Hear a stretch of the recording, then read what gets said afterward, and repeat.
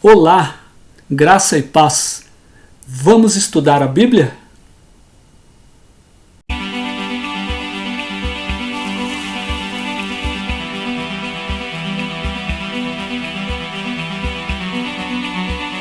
Hoje nós vamos aprender um pouco mais com os livros dos reis.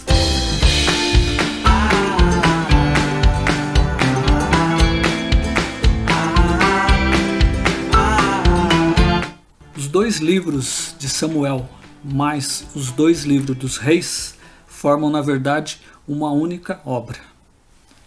Por que nós temos, então, esses 4 livros? Por influência da versão grega do Antigo Testamento, conhecida como Septuaginta. A Septuaginta dividiu esses livros em 4. Um volume só era muito grande. Mas os nomes vieram do hebraico. Então assim nós ficamos com os 2 primeiros livros chamados de Samuel e os 2 seguintes de Reis. O autor do livro dos Reis é Jeremias. Ele é considerado o autor segundo a tradição judaica, que muito provavelmente foi fundamentada na semelhança entre os capítulos 24 e 25 do segundo livro dos Reis, junto com o capítulo 52 do profeta Jeremias. A data de autoria, de quando esses livros foram escritos, é de aproximadamente 586 a.C., no finalzinho do reinado de Zedequias, o último rei do sul de Judá, quando ele é levado cativo para a Babilônia. Então, provavelmente nesse finalzinho do reinado dele é que esses livros foram escritos. Como curiosidade, nos primeiros anos do cativeiro babilônico, os escribas foram permitidos trabalharem. Então, eles continuaram escrevendo alguns livros nesta época também. O reino de Judá estava prestes a ser levado ao cativeiro babilônico. Era uma notícia muito terrível, E o povo precisava de uma motivação para voltar e permanecer fiel à aliança com Deus. Por quê? Porque Deus sempre foi fiel e paciente à sua aliança. Agora prestem atenção no que declaram Hill e Walton no livro deles Panorama do Antigo Testamento. Eles declaram que este documento tinha o objetivo de descrever a desobediência à aliança de ambos os reinos e o motivo divino do exílio no estrangeiro. Ambos os reinos, os reinos do norte e do sul. Então a gente vê aí também por que eles foram levados cativos para o exílio no estrangeiro. Por este motivo, o tema dos livros dos reis é a glória e o declínio do reino, segundo as consequências da aliança deuteronômica. A aliança renovada por Moisés no último livro do Pentateuco, onde ele descreve as bênçãos e maldições decorrentes da obediência ou não da aliança. As bênçãos eram recebidas conforme o devido arrependimento e a restauração do povo, assim como também as maldições, consequência do julgamento e o exílio no final. O que nos leva ao versículo chave, que confirma essas condições. Assim que no ápice do reinado de Salomão, quando o templo estava finalizado, terminado, a arca foi transferida do tabernáculo para o templo, houve a dedicação do templo, a glória do Senhor desceu com forma de nuvem. O Senhor chegou até Salomão e disse estas palavras, que está lá no capítulo 9, do primeiro livro dos reis, dos versículos de 4 a 7, que nós vamos ler agora. Diz assim a palavra do Senhor: E se você andar segundo a minha vontade, com integridade de coração e com retidão, como fez seu pai Davi, se fizer tudo o que lhe ordeno, obedecendo aos meus decretos e às minhas ordenanças, firmarei para sempre sobre Israel o seu trono, conforme prometi a Davi, seu pai, quando lhe disse: nunca lhe faltará descendente para governar Israel. Mas, se você ou seus filhos se afastarem de mim e não obedecerem aos mandamentos e aos decretos que lhes dei, e prestarem culto a outros deuses e adorá-los, desarraigarei Israel da terra que lhes dei, e lançarei para longe da minha presença este templo que consagrei ao meu nome. Israel se tornará então objeto de zombaria entre todos os povos. Nós falamos de Reino do Norte e Reino do Sul. Por que isso? É o que nos leva agora a entender a frase-chave, as frases, chaves destes livros dos reis. Reino dividido, reino cativo. Um reino dividido que se tornou reino cativo, em contraste com a força que teria um reino unido. Vê como é importante a união e como o inimigo não está lá fora, o inimigo está dentro e é mais perigoso. O reino foi dividido após 80 anos de construção e estabelecimento pelo rei Davi e pelo seu sucessor e seu filho, rei Salomão. O reinado de Davi pode ser, dos 40 anos deles, podem ser divididos ainda em dois. Os primeiros 7 anos e meio, ele exerceu seu reinado a partir da cidade de Hebrom e como rei de Judá, que era o reino do sul, porque ainda existia mas não havia aceitação por completo das tribos do norte, que estavam ainda lideradas por Isbosete. Mas ele foi assassinado. Então, assim que ele foi assassinado, Davi assumiu como rei das 12 tribos de Israel, como reino unido. Foram os seus últimos 33 anos.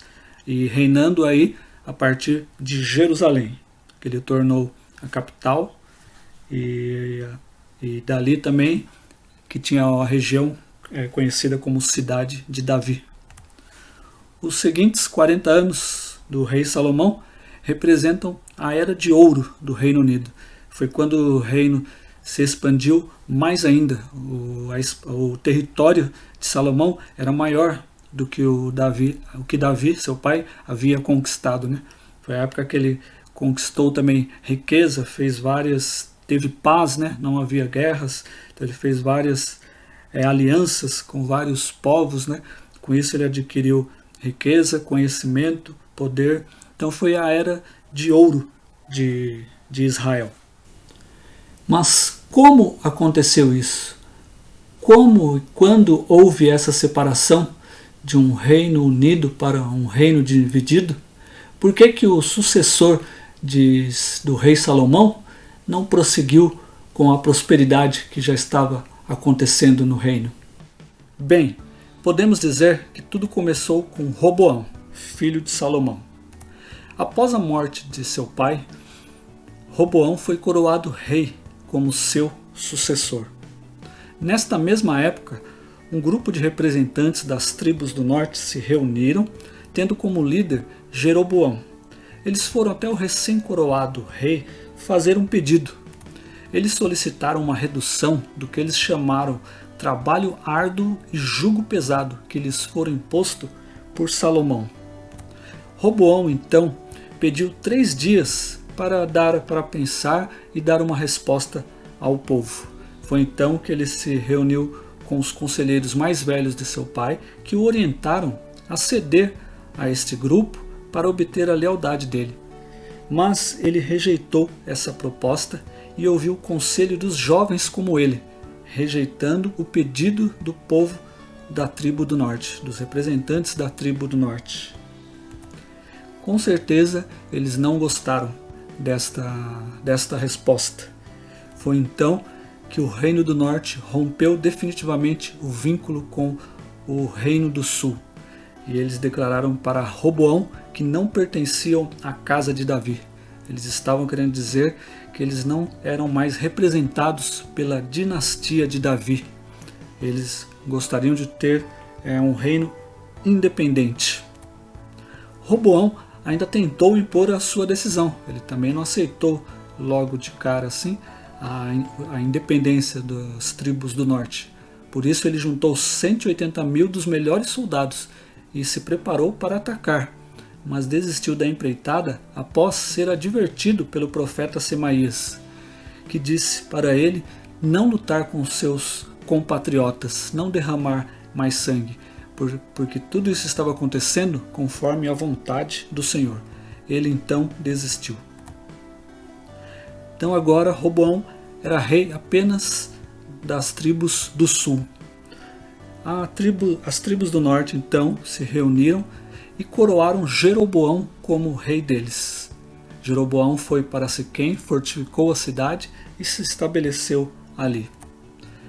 Agora Jeroboão era rei das tribos do norte e eles estavam independentes como eles queriam. Porém, e o templo de Jerusalém? O templo do Senhor continuava localizado em Jerusalém, e era para lá que o povo teria que ir para oferecer seus sacrifícios.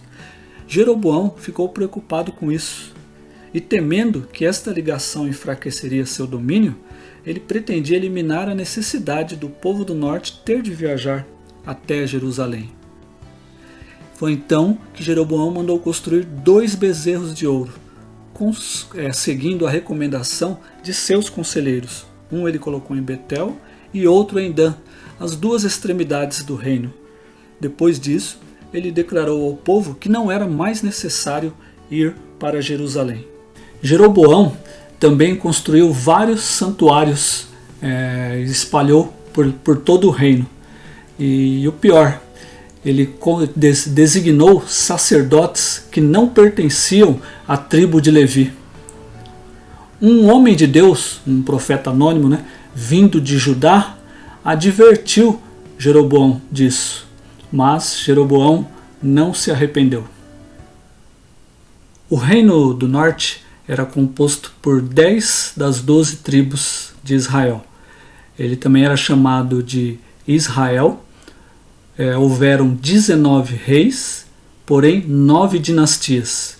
Isso significava que o rei que estava no poder variava constantemente de família, de clã e de tribo. Eles eram muito instáveis, duraram apenas 209 anos até serem dominados pelo Império Assírio. O Império Assírio deportou muitos israelitas, então alguns acabaram indo para o sul e outros permaneceram lá, se misturando mais ainda. O Reino do Sul, conhecido como Judá, continha as outras 2 tribos e uma grande parte da tribo de Levi também. O Reino do Sul era mais estável, houveram 20 reis, porém uma só dinastia, a dinastia da casa de Davi. Como ele era mais estável, ele durou 326 anos, até ser levado cativo pelo Império Babilônico. O Império Babilônico levou todos para a Babilônia, foram exilados. Então a nação caiu totalmente em declínio, começando pela divisão dos reinos e terminando no exílio na Babilônia. Estes foram os profetas do Reino do Norte, Israel: Elias, Eliseu, Amós e Oséias. Apenas Amós e Oséias possuem seus livros na nossa Bíblia. Os profetas do Reino do Sul, Judá, foram Obadias, Joel, Isaías, Miqueias, Naum, Sofonias, Jeremias e Abacuque. Destes, todos possuem livros na nossa Bíblia. Alguns fatos interessantes encontrados nos livros dos reis. Primeiro, vamos falar de Salomão, um homem de muitos talentos. Ele escreveu 3.000 provérbios, 1.005 cânticos e se aprofundou no estudo das artes e ciências. Ele ajuntou para si cavalos, mulheres e riquezas, mas também tudo isso o fizeram desviar seu coração conforme Moisés havia predito em Deuteronômio 17. Todas essas riquezas, ostentação, trouxe orgulho, com a intenção de agradar as mulheres e as alianças que ele fez. Ele acabou trazendo deuses estrangeiros, ele acompanhava suas mulheres nas suas adorações e deu um mau exemplo para o povo, né? Construindo vários santuários estrangeiros. A idolatria que começou com Salomão, por causa de suas esposas, né, aumentou cada vez mais entre o povo. E depois estava todo mundo já fazendo o mesmo. Ela foi julgada no cativeiro, quando então foi eliminada da nação de Israel até hoje. Salomão gastou 7 anos para construir o templo, a custo de muito trabalho, muito dinheiro, muitos impostos. E como que foi esse templo? O evento central do reinado de Salomão foi a construção desse templo. E nota-se também, você vai perceber isso na Bíblia lá, em 1 Reis capítulo 8, mais precisamente nos versículos 10 e 11, que após o término da construção, volta à presença da glória do Senhor em forma de uma densa nuvem. Essa nuvem foi tão grande que invadiu o tabernáculo que os sacerdotes que estavam fazendo seu trabalho tiveram que interromper, pois não conseguiam enxergar nada. Estima-se que hoje o custo desse templo seria de em torno de 87 bilhões de dólares. E esse templo, né, ficou de pé, ficou inteiro por aproximadamente 4 séculos, quando o Reino do Sul foi finalmente levado cativo para a Babilônia. Os babilônios destruíram não só Jerusalém, como esse templo. Foi tudo abaixo. Temos aqui algumas imagens, né? Você vai receber isso no seu material, então lá você vai poder olhar com mais calma esse modelo aí do templo de Salomão. Também tem essa planta, né, mostrando detalhes de cada salão, mas você vai poder ver isso no seu material. Os profetas Elias e Eliseu desempenharam um papel muito importante nesta época. Desempenharam muitos poderosos e grandes feitos. Vale a pena a gente destacar alguns. Elias foi aquele profeta levado ao céu sem morrer. Eliseu, o profeta sucessor de Elias, ele chegou a pedir porção dobrada do espírito de seu mestre, e há exatamente 12 milagres seus registrados e 6 do seu mestre Elias. Tem uma figura que compara a batalha de Elias e Eliseu em nome de Javé versus Baal, o deus dos cananeus. Para os cananeus, Baal era o deus da tempestade, controlava as chuvas. Porém, Elias proclama a seca, desafiando esse poder de Baal. Baal, segundo os cananeus, garantia fertilidade agrícola e colheitas abundantes. Mas Israel sofre fome e seca. E quem que os ajuda? Elias e Eliseu fornecem trigo e óleo de forma milagrosa. Baal controla os relâmpagos e o fogo, segundo os cananeus.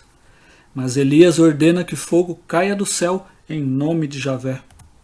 Baal controla a vida e a morte, segundo os cananeus. Mas foram Elias e Eliseu que curaram e ressuscitaram mortos no nome de Javé. 1º e 2º Reis registram as 3 primeiras ressurreições da Bíblia e as únicas do Antigo Testamento. Primeiro foi o filho da viúva, por intermédio do profeta Elias, depois o filho da sunamita, pelo profeta Eliseu, depois um homem anônimo, por intermédio do profeta Eliseu.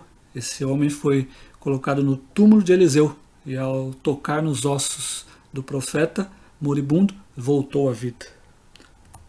As demais ressurreições da Bíblia se encontram no Novo Testamento, num total de 8,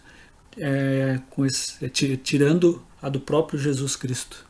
A primeira foi o filho da viúva, por Jesus, depois Lázaro, também por Jesus, depois aqueles que ressuscitaram logo após a crucificação, ao próprio Jesus, que está descrito nos 4 evangelhos de Mateus, Marcos, Lucas e João. E depois, lá em Atos, está descrito Dorcas, por intermédio de Pedro, e Eutico, por intermédio do apóstolo Paulo. A gente também sempre compara o livro dos reis com o livro das crônicas, né? São muito parecidos porque descrevem o mesmo período, os mesmos reinos, né? Com uma pequena diferença, que o livro das crônicas, nos primeiros 9 capítulos, faz uma descrição bem detalhada da genealogia, né? Depois disso ele fica bem parecido com o livro dos reis, mas a diferença básica dos dois é que no livro dos reis é apresentado o aspecto político da nação de Israel, enquanto os livros das crônicas apresentam os aspectos sacerdotais do mesmo período.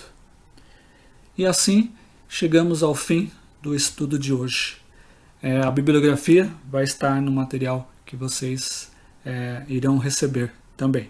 Muito obrigado por ter acompanhado esta aula até o final. Espero que você tenha sido abençoado com os ensinamentos tirados da Palavra de Deus. Quero nesse momento orar junto com você, agradecer a Deus, né, por esta oportunidade e esse privilégio da gente estudar a Tua Palavra. Nosso Senhor, nosso Deus e Pai amado, eu te louvo, Pai, e te agradeço, porque a Tua Palavra é rica, ela é viva e eficaz, Pai. Ela continua ensinando através dos tempos, Pai. Peço que o Senhor abençoe essa pessoa que assistiu esse vídeo, Pai, essas pessoas que assistiram esse vídeo, que assistiram essa aula, Pai, que elas possam meditar na Tua Palavra, estar sempre retornando nela para aprender mais e mais. É em nome de Jesus Cristo que eu te louvo, que eu te peço, te agradeço. Amém. E lembre-se, a Palavra de Deus é útil para o ensino.